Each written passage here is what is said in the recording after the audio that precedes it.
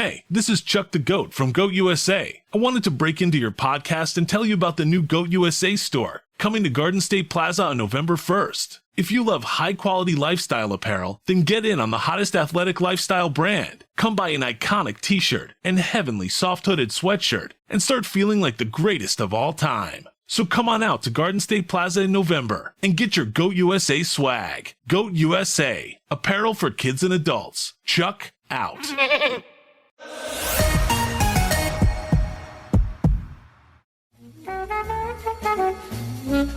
Si te gusta la tecnología, viajes, autos, alta cocina, vinos y gadgets, llegaste al lugar indicado. Aquí comienza Eddie Warman de noche. Hace 30 años, ¿se acuerdan del Challenger? De esa nave espacial que explotó, donde iba la primera maestra astronauta programada para dar clases en la órbita. Seguramente no era del CENTE, y bueno, pues ya ven lo que pasa. Porque si hubiera sido del CENTE no pasa nada. Nada, porque al CENTE no le pasa nada. Nada, ni al de la profesora, ni a los de los otros, ni a los buenos, ni a los malos, ni a los rudos, ni a los, ¿cómo se llaman? Rudos técnicos. Y técnicos. Bueno, el caso es que la NASA cambió sus planes originales para el lanzamiento de la sonda Galileo hacia Júpiter. En lugar de utilizar un transbordador espacial y un cohete de combustible líquido, pues prefirieron lanzar la sonda con un enfoque que le hiciera girar alrededor de Venus y de la Tierra para aprovechar lo que se llaman impulsos gravitacionales, y a partir de esos impulsos gravitacionales, según los estudios de los super duper ingenieros de la NASA, la impulsarían hacia Júpiter. Como allá no hay gravedad, pues un empujón te manda hasta Júpiter. Ahora sí que está Júpiter, sin necesidad de gastar gasolina o combustible, ¿no?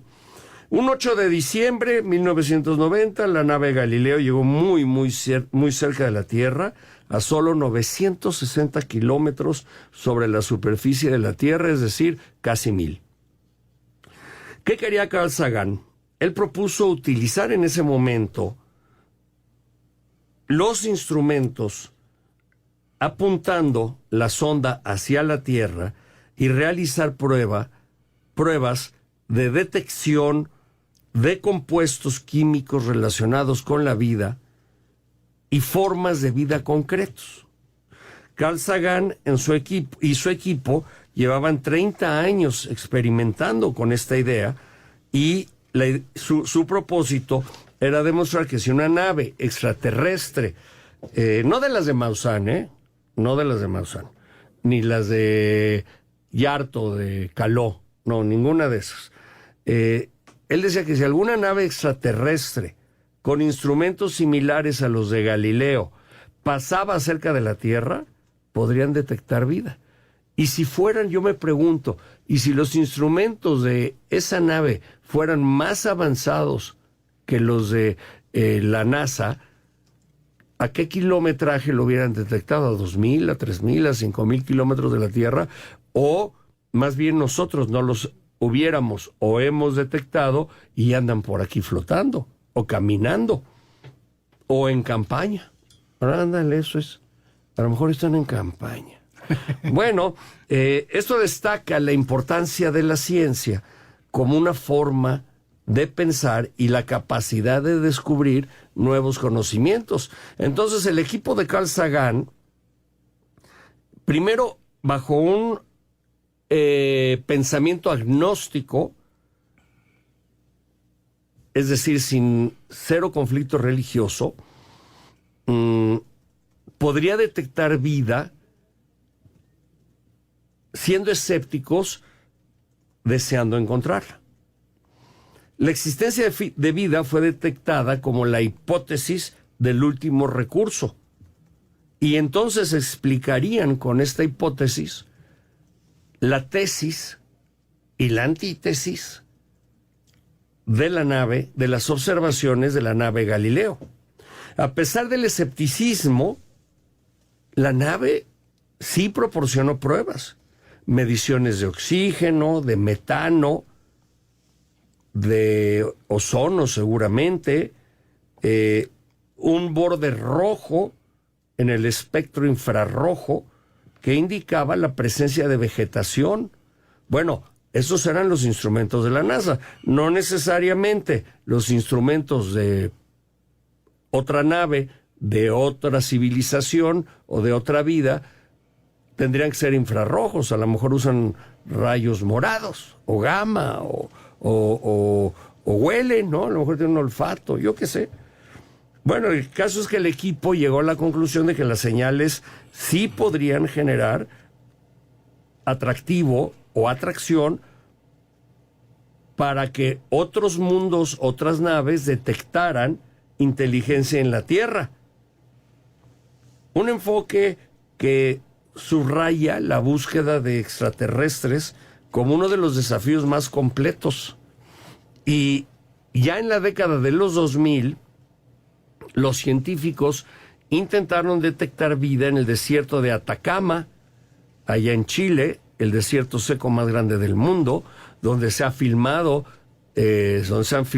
películas de Marte, que es bellísimo el desierto de Atacama, es uno de los lugares, yo le llamo breathtaking, que te roban el aliento cuando llegas al desierto de Atacama o al Valle de la Luna, en donde ya he estado transmitiendo. Tengo que encontrar esas fotos o esos videos. Bueno, el caso es que utilizaron sistemas y métodos similares a los que se han aplicado para detectar tierra en Marte, y eso lo hizo la nave Viking de la NASA. Sin embargo, no pudieron encontrar vida, lo que sugiere que si Viking hubiera aterrizado en Atacama en lugar de en Marte, posiblemente tampoco, repito, hubiera detectado vida. Bueno, es que con esa sal y con esa arena, pues no hay nada. La única vida es la de los turistas que vamos. Si no, no detecta nada. Pero ¿quién era Carl Sagan? Un destacado astrofísico, astrónomo, cosmólogo, divulgador científico estadounidense del año 1934, cuando nació allá en Nueva York y que falleció hasta 1996. Sagan se hizo famoso mundialmente por la serie de televisión Cosmos, y hay varios libros de Carl Sagan, y demostró misterios del universo con una audiencia que hasta entonces le eran totalmente desconocidos. Exploró con sus trabajos el espacio, la búsqueda de vida extraterrestre y la divulgación científica. ¿Qué contribuciones científicas hizo el señor Sagan? Bueno, trabajó en estudios de la atmósfera de Venus, contribuyó al efecto invernadero, a la detección del efecto invernadero que hoy nos afecta tanto, que ha generado un terrible huracán en Acapulco. Las altas temperaturas que hoy se viven y que son capaces de cambiar la velocidad y la ruta de un huracán para convertirlo de una tormenta eléctrica en tan solo unas horas en un huracán totalmente destructor, nivel 5, que es el más alto que hay. Sagan fue defensor entusiasta de la búsqueda de vida en otros planetas. Miembro fundador de SETI, Search for Extraterrestrial Intelligence. Espero que no haya sido socio de Maussan. Y ayudó a desarrollar la placa Pioneer, que se envió al espacio con un mensaje potencial para la civilización extraterrestre. Un experimento clásico de Carl Sagan nos ha dado 3 lecciones valiosas. 1, la importancia de cuestionar tanto lo que desconocemos como lo que debemos de saber. Un recordatorio para los científicos que publican investigaciones que los controles experimentales como los estudios de replicación son tan cruciales como los resultados novedosos. No basta con que sean novedosos, tienen que demostrarse y comprobarse y requete comprobarse y no tener otros datos, porque otros datos confunden. La lección implícita de ser cautelosos al informar hallazgos, incluyendo la detección de firmas químicas, como la presencia de agua y de gases efecto invernadero que ya se demostraron. Total, que la lección implícita del gran Carl Sagan fue el cuidado que tuvo al demostrar con su equipo los hallazgos. Dice Ricardo Loravacchio, Eddie, no creas cualquier cosa que lees en Twitter. Saludos. Pues sí, ¿verdad? Es cierto, no hay que leer nada, no hay que creer lo que dicen los políticos. Eso es lo primero que no hay que creer, pero pues luego ahí anuncian hasta que si van a hacer campaña o no, o si van a ser candidatos a la presidencia o no, o si ya no van a ser candidatos a la presidencia. Particularmente en el caso de Ebrard, como les dije el otro día, es muy probable que él se encargue del fideicomiso que reconstruirá Acapulco. Eso es lo que yo creo que va a pasar, que lo van a dejar en manos de Ebrard. Así que digo que lo necesita alguien con mucha experiencia, porque vaya que tienen problemas. Deberían de dejarlo como un país aparte, Guerrero, para que alguien lo ponga en orden, porque nadie lo ha puesto en orden, empezando por Evelyn y su papi. Sí, no, es tierra de nadie. Tierra de nadie, man. Bueno, el licenciado Arturo Sobrino está con nosotros. Él es notario 49 de la Ciudad de México y lo invité para platicar de un asunto que me parece muy interesante, que son los procedimientos sucesorios. Son esos procesos legales que se llevan a cabo cuando alguien fallece. ¿Y qué pasa con la lana? ¿Qué pasa con las casas? ¿Qué pasa con las fábricas o con las tiendas? ¿Y qué pasa luego con los herederos o legatarios? Entonces, bueno, hasta ahí entiendo, porque he vivido cerca con amigos y familiares y así, situaciones muy, muy, muy feas de lo que ha pasado con las herencias, Arturo. Y creo que es un buen momento hablar de estos procedimientos sucesorios. Sí, bienvenido. Gracias, Eddie, por invitarme nuevamente aquí a tu programa. Efectivamente, cuando suceden estos acontecimientos, el lamentable fallecimiento de algún ser muy cercano, Todo afortunado querido, para muchos, ¿eh? Bueno, a veces la gente se encuentra muy desorientada, no sabe qué hacer. Y bueno, lo primero que tiene que pensar es que hay que darle continuidad a todas las relaciones jurídicas establecidas por la persona que falleció.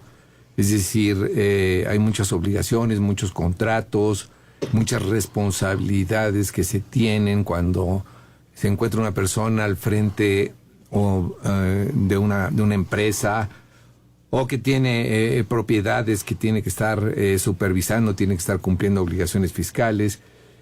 Y precisamente la legislación civil en esta materia establece procedimientos para que puedan atenderse esos asuntos inmediatamente.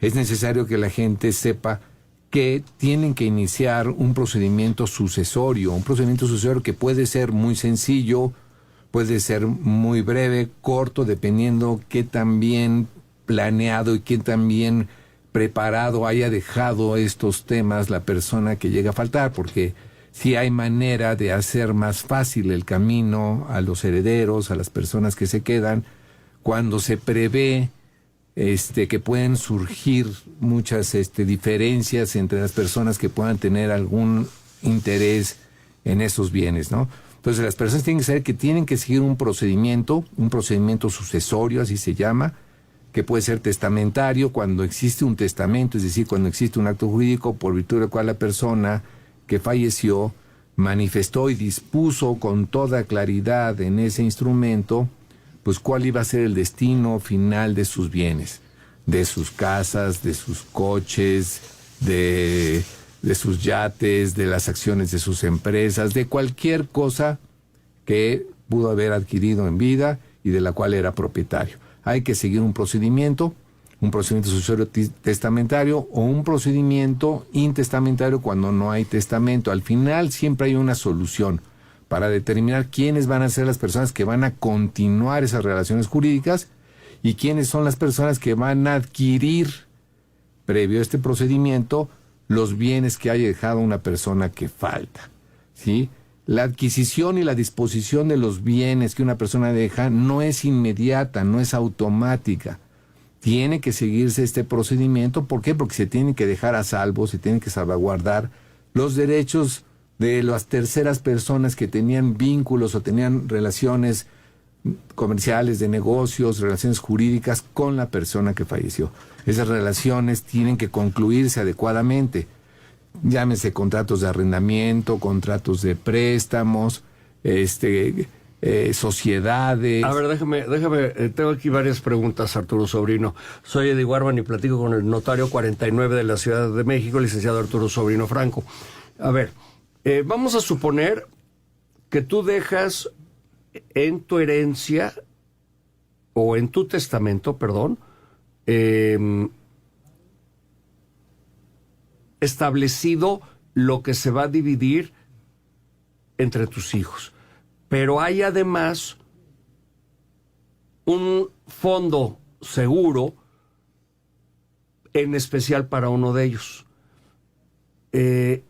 O mayor porcentaje para uno de ellos y dividido entre los otros. Pero no está establecido en el testamento. ¿Qué pasa ahí?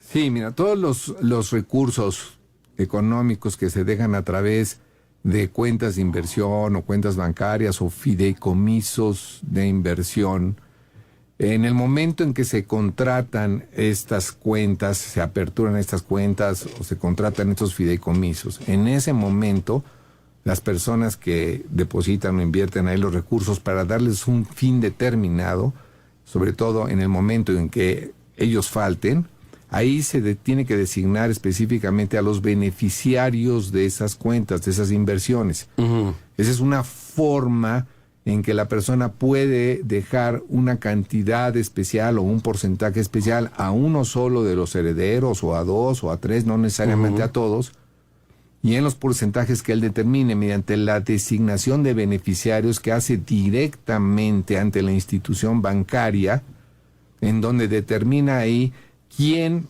va a ser el beneficiario, quién se va a quedar con los recursos que se invirtieron en esa cuenta. ¿Pero eso queda en el testamento o queda en el contrato que se firmó con el banco? Queda en el contrato bancario. Uh-huh. Es una disposición que permite que se puedan disponer de estos recursos sin que se incluyan necesariamente en el testamento. Okay. Si existe esa posibilidad, también por virtud del testamento, ahí se puede hacer una disposición de una cantidad de dinero en favor de determinado heredero, de determinado legatario.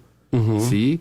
También en el testamento se pueden establecer los porcentajes. Por eso te comentaba que todo puede ser más fácil en la medida en que las personas puedan ser previsoras y puedan allanarles el camino para evitar conflictos o malos entendidos o confusiones, pues entre los herederos, entre las personas interesadas en ese patrimonio. Sí, flaco favor le hacen a los hijos cuando no dejan una herencia.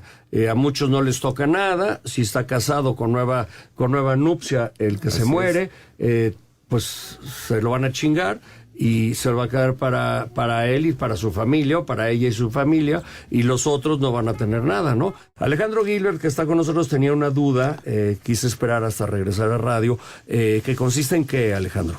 Sí, Eddie, Arturo, hay en ocasiones que pues el finado deja un testamento, y como comentaba Eddie, a lo mejor posteriormente rehizo su vida con otra persona, o simplemente con el tiempo cambió de decisión.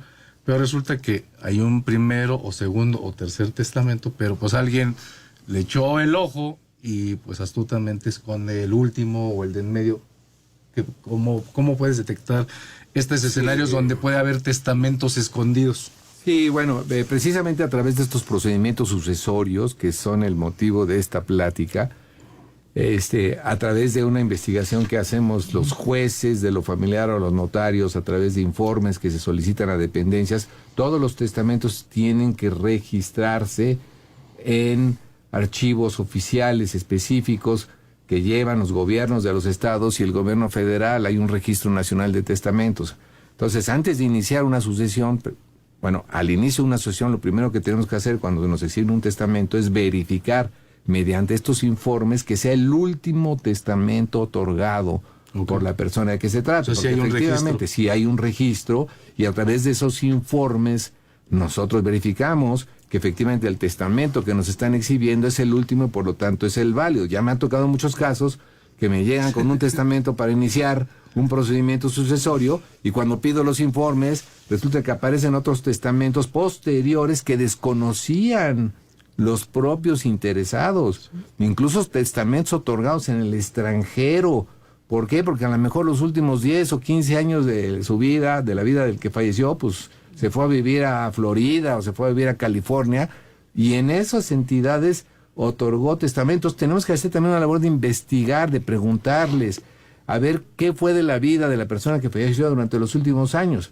Porque si nos dicen que se fue a vivir los últimos 10 años a Boca Madrid. Ratón o a Madrid, pues es muy probable que la persona a lo mejor allá haya otorgado un testamento.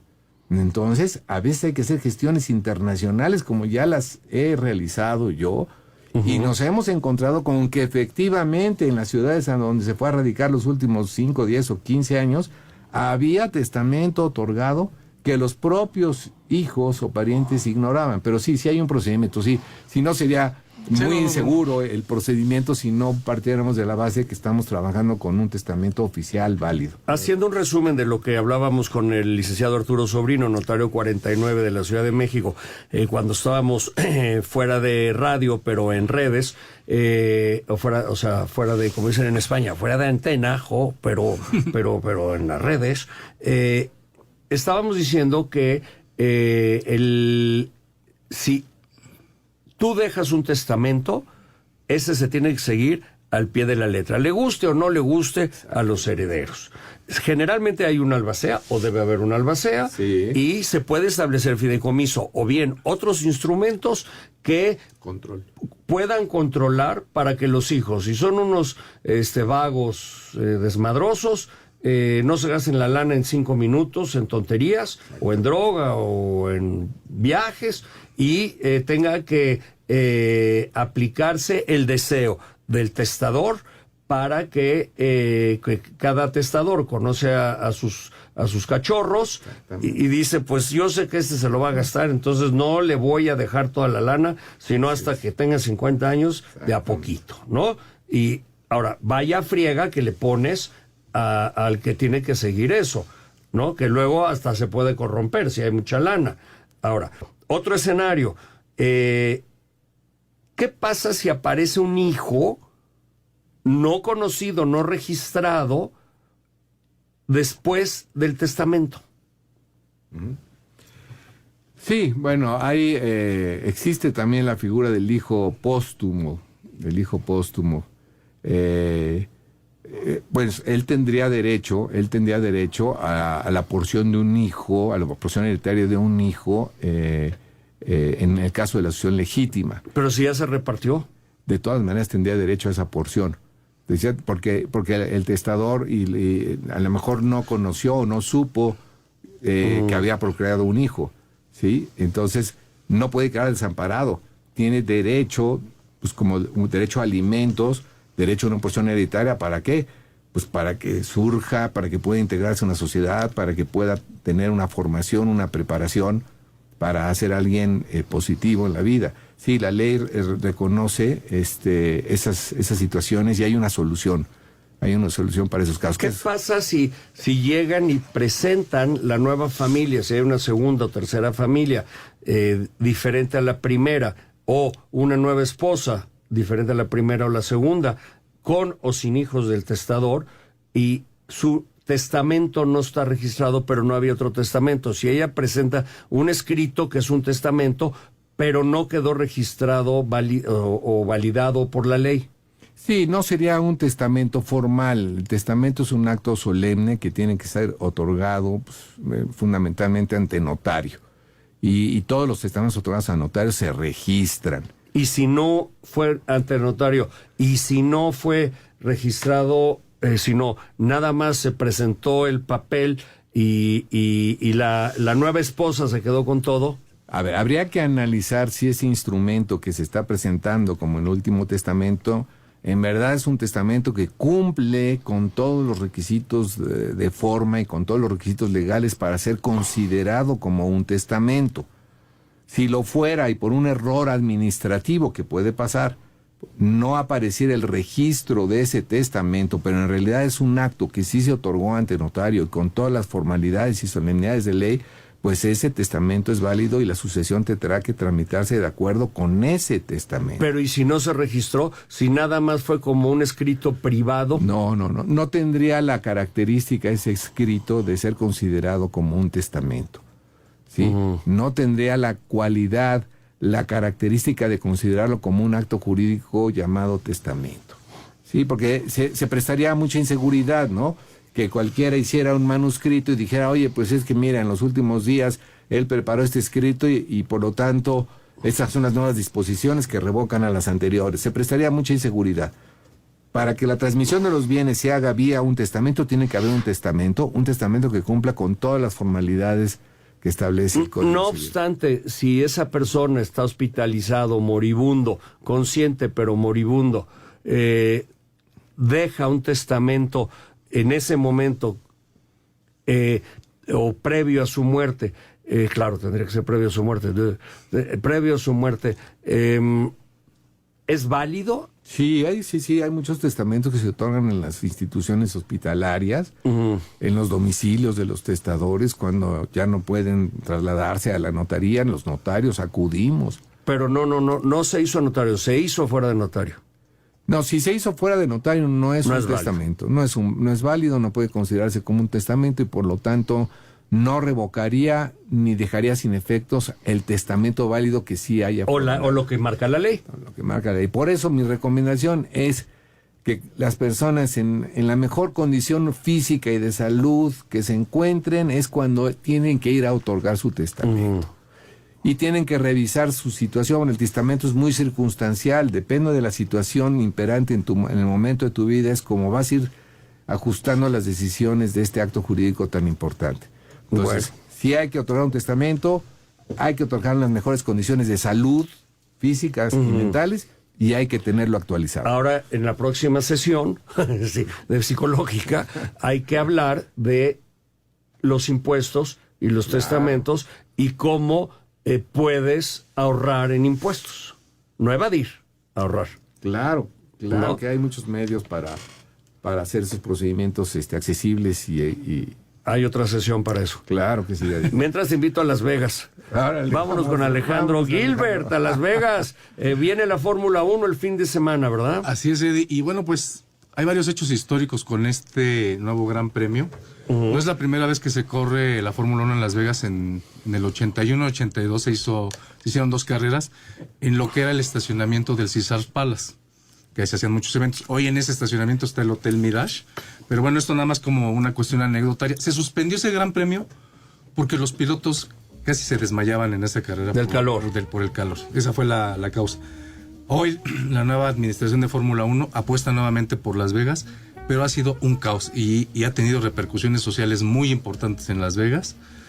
Uno, todos los hoteles hicieron una especie de asociación con la organización de Fórmula 1 y son los boletos más caros en la historia de la Fórmula 1. Un paquete aproximadamente para ir a ver la Fórmula 1 hoy en Las Vegas te cuesta entre $5,000 y $8,000. Tómalo.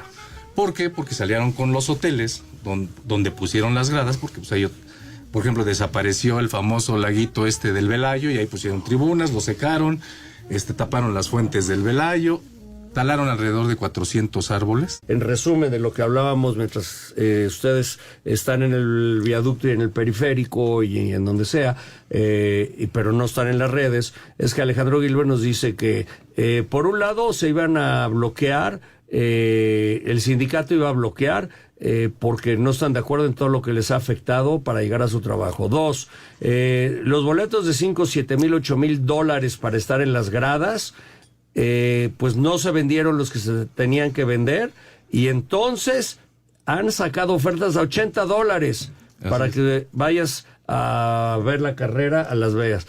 Va a ser el fracaso más grande de ventas. De ventas, obviamente, pues lo que vamos a ver en la televisión y todo esto, pues va a parecer como si hubiera sido un evento maravilloso.